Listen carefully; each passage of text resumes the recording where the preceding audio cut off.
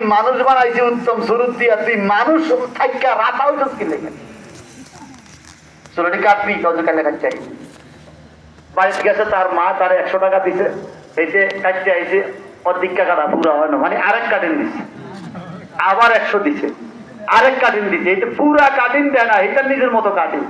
পরের দিন আবার যে হুজুর আমার 200 টাকা নিচে দিকে, কিন্তু কাটিং ঠিক হয় না, একটু দেখছেন তো।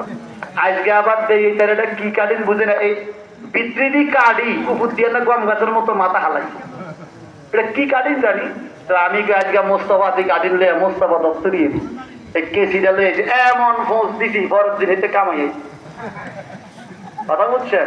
অনা জানে না, অন কি করে না। মনে রাখবেন, চরিত্র অমূল্য সম্পদ। বখাটে যে ছেলেপেলেগুলো আছে এদেরকে পারিবারিক শিক্ষা দিতে হবে, পরিবার থেকে শিখাইতে হবে। বাবা অমুকের এটা ধরা যাবে না, এই অন্যায় করা যাবে না। পরিবার যদি শিখা দেয় সে ভালো থাকে। শিক্ষক তো তাকে বইয়ের পড়া শিখাবে, পারিবারিক শিক্ষা হলো বড় শিক্ষা। কথা কোন ঠিক?